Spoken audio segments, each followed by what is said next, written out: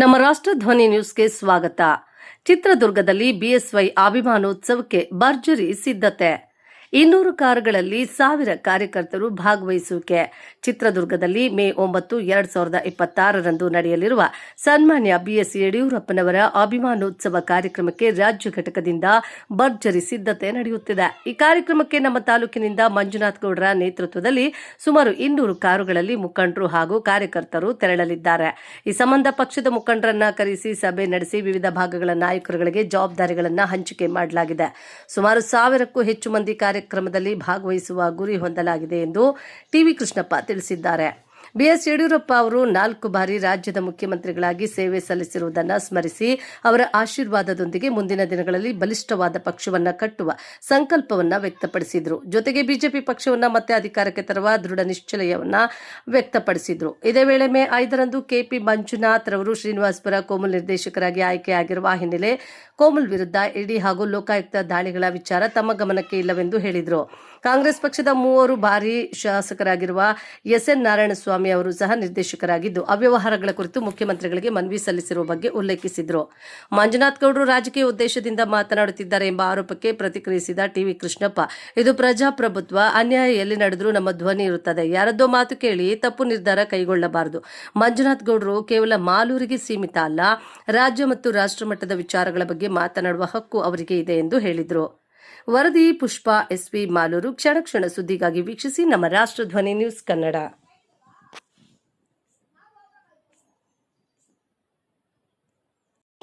ವಿಚಾರ ಏನಂತ ಬಹಳ ಈಗಾಗಲೇ ನಮ್ಮ ಮಂಜುನಾಥ್ ಗೌಡರು ಕೂಡ ಅದರ ಬಗ್ಗೆ ಪ್ರಸ್ತಾಪ ಮಾಡಿದ್ದಾರೆ.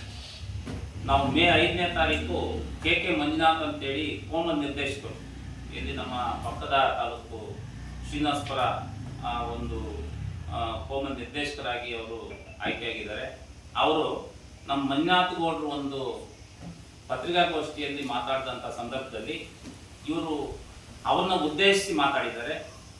ಅದಕ್ಕೆ ನನ್ನ ಅಭಿಪ್ರಾಯನ ತಮ್ಮ ಮುಂದೆ ವ್ಯಕ್ತಪಡಿಸಲಿಕ್ಕೆ ಇಚ್ಛೆಪಡ್ತೇನೆ. ನೇರವಾಗಿ ಅವರಿಗೆ ಈ ಪ್ರಶ್ನೆಯನ್ನು ಕೇಳಲಿಕ್ಕೆ ನಾನು ಇಚ್ಛೆಪಡ್ತೇನೆ. ಏನಂತಂದರೆ, ಇವತ್ತು ಮಂಜುನಾಥ್ ಅವರೇ, ನೀವು ನಿರ್ದೇಶಕರಾಗಿ ಕೆಲಸ ಮಾಡ್ತಾ ಇದ್ದೀರಿ ಕೋಮಲಲ್ಲಿ. ನೀವು 5ನೇ ತಾರೀಕು ಅಂದರೆ 4ನೇ ತಾರೀಕು ತಾವು ಒಂದು ಪತ್ರಿಕಾಗೋಷ್ಠಿ ಮಾಡಿದ್ದೀವಿ, ಮಂಜುನಾಥ್ ಗೌಡರು ವಿರೋಧವಾಗಿ ಮಾಡಿದ್ದೀವಿ.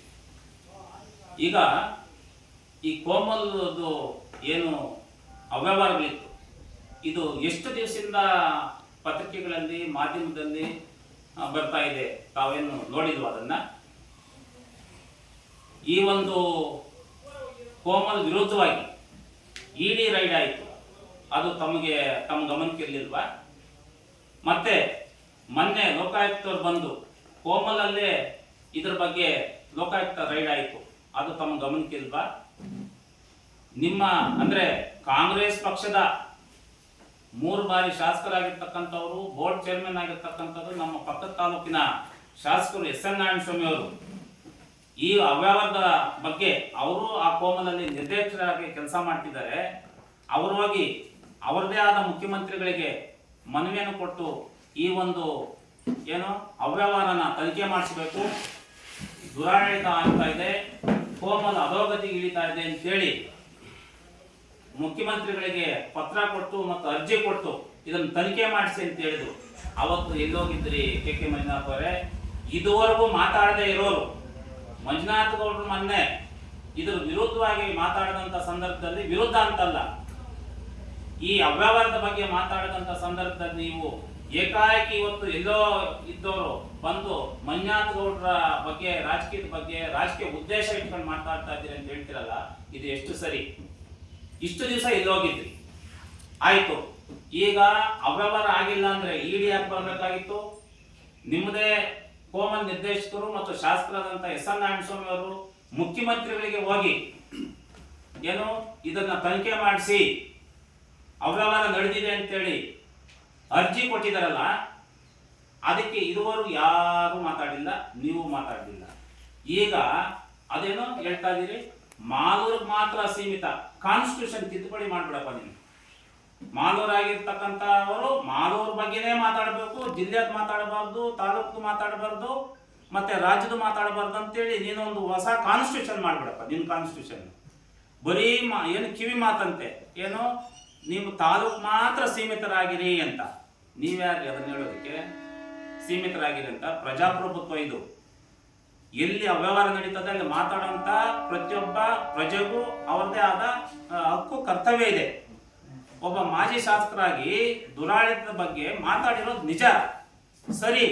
ಅದನ್ನ ಸಹಿಸಲಾರದೆ ನೀವು ಆಗಕಾಯ್ಕ ಬೇವನಕಾಯಿ ಸಾಕ್ಷಿ ಅನ್ನೋ ರೀತಿಯಲ್ಲಿ ನೀವು ಯಾರ್ದೋ ಮಾತು ಕೇಳಿ ನೀವು ಮಂಜುನಾಥ್ ಗೌಡ್ರ ಬಗ್ಗೆ ಮಾತಾಡ್ತೀರಾ.